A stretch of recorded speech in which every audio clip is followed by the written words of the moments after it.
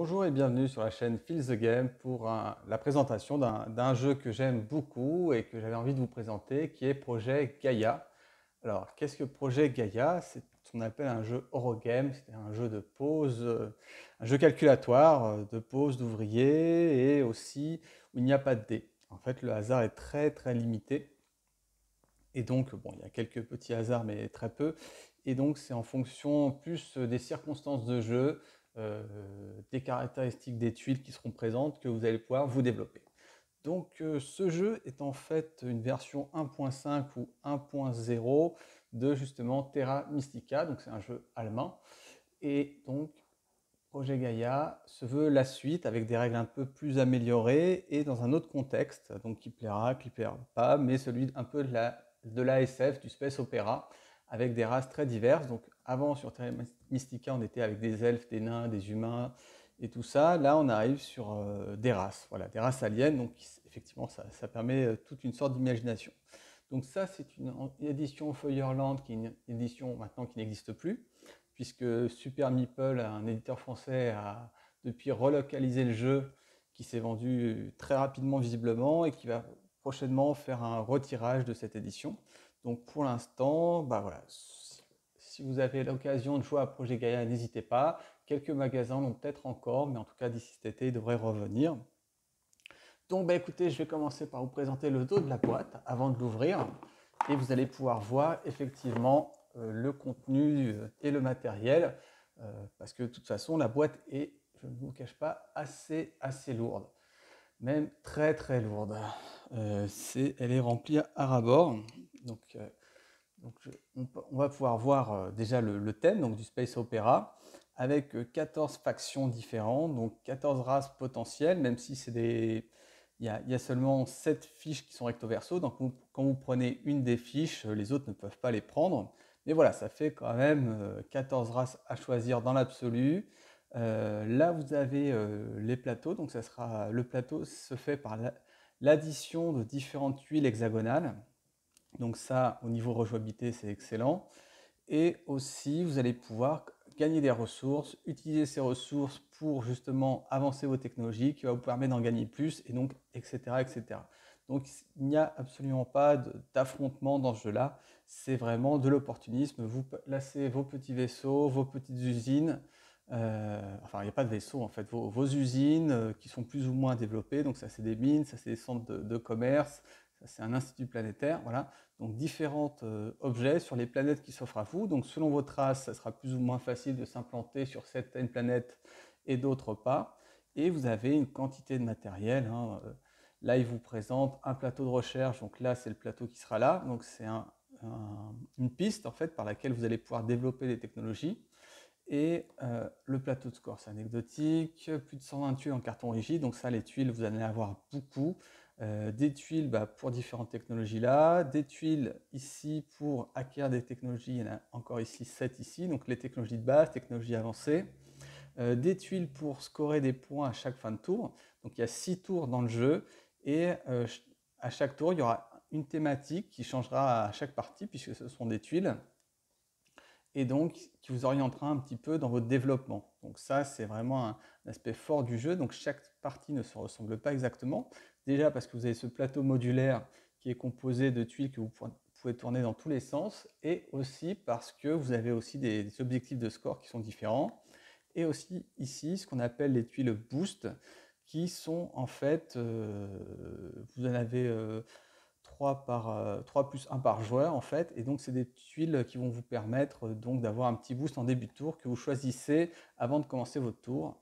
Et donc ça introduit aussi des petits mécanismes puisque vous les choisissez dans l'ordre du tour, donc forcément vous allez avoir la possibilité d'acquérir peut-être des tuiles qui vous intéressent, vous finir le tour pour essayer d'acquérir cette tuile. Donc vous voyez, il y a beaucoup de stratégies, donc c'est un jeu très long, enfin long. Il dure, là ils disent 2h30, mais 1 heure, bon peut-être en solitaire ou à deux, mais voilà, c'est un jeu qui est quand même assez long. Il se joue de 1 à 4 joueurs. Alors là, il y a un mode Automa Factory, donc un mode solo. Donc ce mode solo est vraiment très efficace, hein. C'est l'un des meilleurs dans la catégorie. Donc voilà, ce jeu date de 2007, mais il s'est vraiment imposé dans le paysage, et vous avez pas mal de figurines en plastique pour poser vos tuiles. Donc je vous propose maintenant d'ouvrir directement la boîte. Donc vous voyez, je la soulève difficilement. Et on regarde le matériel. Et donc, effectivement, vous allez avoir les règles. Pas une surprise. Donc, des règles. Donc ça, c'est pour le jeu en multijoueur. Donc, je vais vous présenter un peu les règles. Donc là, ça reprend effectivement tout le matériel du jeu. Donc vous voyez toutes les... Donc il y en a un pour chaque race, hein, enfin pour les 7 couleurs des races. Donc ça vous reprend le matériel, la mise en place, donc ça c'est important que vous ayez à chaque fois quand vous commencez un jeu une proposition de mise en place. Ensuite, choisir une faction, donc on est toujours dans la mise en place. Une petite différence quand vous jouez seul ou à 2 joueurs. Donc vous placez un joueur neutre, bon voilà. Et donc en solitaire, il y a un automat. Ensuite, les mécaniques du jeu qui vous sont expliquées. Alors, les mécaniques du jeu ne sont pas si compliquées, même si ça exige un petit tour ou deux de prise en main, en sachant qu'à votre tour, c'est simple, vous avez là, il vous le dit, vous avez un petit carton de rappel, vous avez à peu près 8 actions possibles, et en fait, vous faites une action, joueur suivant, il fait son action, et jusqu'à que vous estimez que vous ne pouvez plus faire d'action, faute de ressources, faute de capacité. Dans ce cas-là, vous passez, et les autres continuent à jouer s'ils ont encore des ressources. Donc voilà, il y a 7 phases de jeu, en gros, 7-8 phases qui vous sont données. Donc il y aura évidemment de la Gaia formation, de la terraformation, qui sont deux choses légèrement différentes à ne pas confondre au début. Créer des alliances, mais c'est juste un système de scoring de points en fonction du nombre d'usines que vous avez de types différents. Et ensuite, des actions gratuites qui sont des espèces de conversions que vous pouvez faire par moment. Et ça a l'avantage en fait de vous permettre tout simplement, quand vous êtes en galère de ressources, d'échanger un peu des ressources, quoi. Voilà, pour quelque chose qui va vous servir.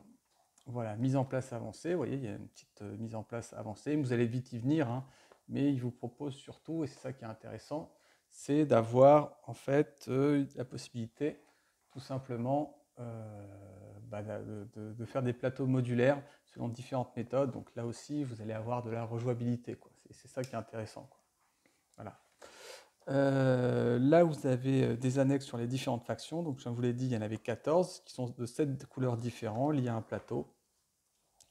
Un petit résumé des règles, des annexes qui vont reprendre les règles, hein. Moi, j'ai imprimé ça pour les débutants. Vous pouvez le trouver sur le site BGG, Board Game Geeks, qui est un site américain, et vous les avez quand même en français, en choisissant la bonne langue. Donc, c'est des petits indicateurs de score. Un truc très intéressant pour les joueurs solo, c'est qu'il y a des règles propres au jeu de solo. Donc, ce n'est pas un jeu solo qui a été bricolé sur un coin de table. Donc, vous avez vraiment un système de jeu solo qui est très bien fait et qui vous permettra effectivement d'avoir un jeu qui est cohérent, d'avoir un jeu qui a... Vous n'avez pas juste à atteindre des points, vous avez un paquet de cartes pour l'automa, et en fonction de l'automa, en fonction de ces cartes, il va faire des actions sur le jeu. Alors ce qu'il y a de très fort aussi, c'est que vous avez 7 cartes de faction automa. Donc vous allez avoir 7 automas en quelque sorte un peu différents, même pas mal différents. Donc ça aussi, ça fait du bon challenging. Et en même temps, vous pouvez aussi adapter la difficulté. En fonction du paquet de cartes que vous allez construire, il vous propose de rajouter du niveau de difficulté. Donc il y a quand même 5 modes de difficulté. Je crois que j'ai dû faire le difficile ou l'ultime, peut-être. Voilà. En tout cas, il y a des règles d'automa qui sont... Bon, ça demande une petite prise en main quand même, hein, ces règles d'automa, d'autant qu'elles ne sont pas tout à fait identiques. Et là, vous avez une petite tête de jeu pour récapituler les actions de l'automa et les factions de l'automa. Donc 3, 4, 5, 6 et un 7. Voilà, c'est parfait, c'est exactement ça.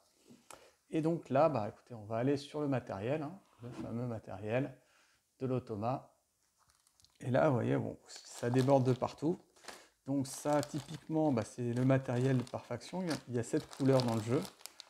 Donc ça, c'est du matériel. Donc ça, c'est un peu redondant. Vous allez jouer à 4, donc il y aura 4 couleurs différentes. Mais je vais vous montrer un petit peu ce qu'il en est. Donc ça, c'est des petits cubes que vous allez poser pour marquer certains territoires. Là, c'est les petits hexagones, des colonnes, des petites colonnes qui vous permettront d'avancer sur les tuiles. Et là, vous avez ce qu'ils appellent les figurines, hein, mais bon, c'est des petits moulages en plastique qui vous présentent différents. Voilà. Là, vous allez avoir différents. Alors, il faut que ça fasse le point. Hop. Voilà. Je ne sais pas si vous les voyez bien.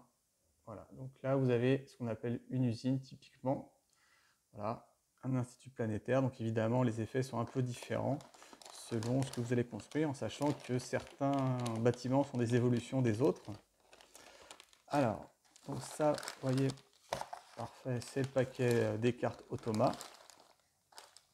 C'est de la ressource, donc vous allez avoir pas mal de ressources. Ça, c'est des petits pions parfois spécifiques à certaines races. Ça, c'est des jetons de ressources pour indiquer vos tableurs et tout ça. Voilà. Là, vous avez aussi ça. Et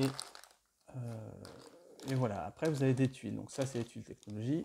Ça va être des tuiles pour changer un peu les tours. Donc vous en avez quoi? 3, 5, 6, 7, 8, 9 à peu près. 1, 2, 4, 7, 10. Voilà, vous en avez 10 et vous allez en prendre 6 au hasard. Et selon chaque tour, vous les retournerez et vous saurez un petit peu ce qu'il faudra faire comme objectif pour scorer un maximum de points. Donc ça marche aussi avec l'automa et c'est très intéressant avec l'automa parce que lui va scorer des points et donc pour marquer un maximum de points, vous allez vraiment vous guider à ça. Donc ça c'est des marqueurs, du marqueur, ça c'est des... Alors ça, voilà, on va rentrer un peu plus dans le matériel, ça c'est des boosts. Là encore, hein, vous avez plus de boosts que ce que vous n'allez en utiliser à chaque partie. Donc il y aura des boosts qui ne seront pas utilisés et d'autres qui seront utilisés. Donc là encore, ça va permettre une meilleure rejouabilité, des règles un peu différentes, enfin des petites aides de jeu. Alors les boosts, hein, en général, c'est quoi, hein? C'est simplement des points de victoire selon certaines conditions en plus, des ressources en plus que vous prenez. Donc voilà, c'est pas mal, hein, que ce soit en solitaire ou dans le jeu compétitif. Les boosts sont assez intéressants et vous changent la partie. Donc ça, typiquement, vous allez avoir là, donc ça c'est les plateaux de jeu. Donc vous voyez, vous les posez et en fait ça vous fait la map. Et donc selon le nombre de joueurs, vous allez en avoir 7 ou 10. Ils sont recto verso, donc pas toutes, mais certains sont recto verso. Voilà, voilà, ça veut pas, ça veut pas, ça veut pas. Je crois qu'il y a une règle à partir de 7, ils sont recto verso. Pourquoi ils sont plus recto verso? Voilà, là ils sont recto verso. Donc ça va vous permettre de changer un petit peu les configurations, les règles, et donc d'avoir un jeu un peu différent, ce qui n'est pas le cas, je crois, dans Terra Mystica. Donc là encore, il y a une très très forte rejouabilité. Là, c'est pas le plateau de jeu, hein, c'est juste la piste des ressources. Donc ça, c'est une piste que vous allez avoir. En fonction de vos montées sur les ressources, bah, vous allez pouvoir avoir des bonus à chaque tour ou des bonus instantanés. Et ici, pareil, en utilisant certains types de ressources, vous allez pouvoir gagner d'autres types de ressources un peu plus intéressantes. Donc là, ce sera plus des points de victoire et un système de scoring à la fin, parce que ce jeu, typiquement, c'est un jeu où il faut faire un maximum de points, évidemment, hein. Donc là, il y avait encore des tuiles de ressources. Et puis là, on va quasiment tout vu, hein, du matériel. Donc là, c'est les plateaux de race. Donc là, vous avez en fait un marqueur un compteur, hein, qui vous permet de placer vos ressources que vous allez gagner. Et là, bon, c'est un petit peu barbare comme tous les jeux comme ça au début quand on ne connaît pas. Mais voilà, vous avez à peu près le schéma qui va vous dire comment vous allez pouvoir gagner des ressources. Chaque mine va vous rapporter des types de ressources mines. Là, c'est de l'argent typiquement, et là, c'est des points de recherche. Et puis voilà, là, il y a une petite complexité au niveau des points d'énergie que vous pouvez avoir. Donc, chaque race est différente. Donc, il y a une asymétrie qui est assumée complètement dans le jeu.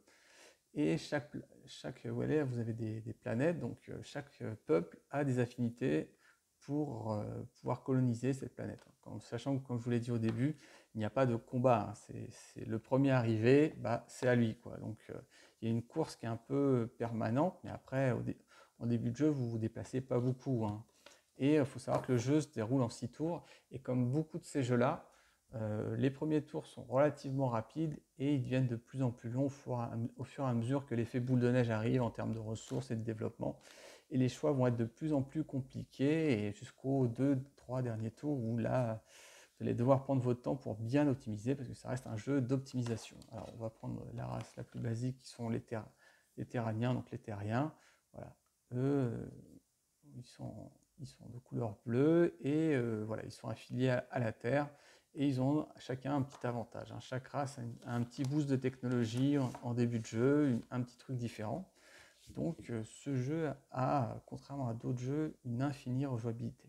Donc je vais vous donner mon avis, mais je pense que si vous avez vu la vidéo depuis un moment, vous avez bien compris quel était mon avis. C'est un jeu excellent, c'est même un de mes jeux préférés. Alors j'y ai joué à 1, à 3 et à 4, j'ai jamais joué à 2, parce qu'évidemment dans ce type de jeu-là, celui qui connaît mieux le jeu a un avantage considérable. Donc voilà, c'est bien à 2, parfois on préfère faire d'autres jeux, mais je pense qu'il est très très bon à 2. En tout cas, j'ai fait pas mal de parties déjà en solitaire et je vous dis, il est très bon. C'est l'un de mes jeux préférés avec Mage Knight, même si c'est un thème complètement différent en jeu solo, hein. C'est un jeu auquel je peux retourner en solo souvent. Je change de race, un jour je prends les Trériens, l'autre jour je prends les Géoden, et puis j'affronte une autre faction. Donc le plateau sera un peu différent, les cartes seront un peu différentes, donc voilà. C'est même un petit peu aléatoire, hein, parce que vous pouvez faire des parties où vous écrasez le jeu, d'autres fois où c'est plus difficile.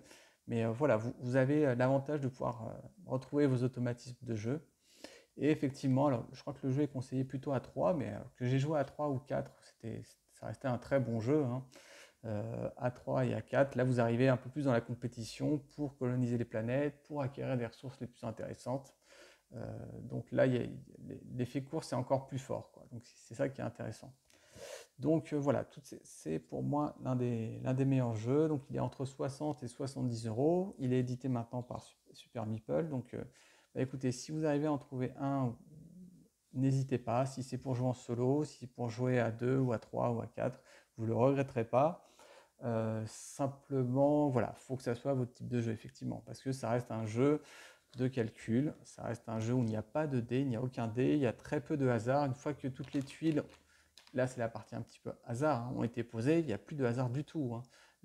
La seule part de hasard que vous avez, c'est au niveau des tirages des tuiles pour placer le jeu. Et après, c'est fini. Voilà, le jeu se déroule et il n'y a plus que des mécaniques de dépenses de ressources pour acquérir de ressources et de positionnement. Et vous avez énormément de choix, en fait, un peu moins au début évidemment, mais c'est normal, pour comment vous allez orienter votre style de jeu.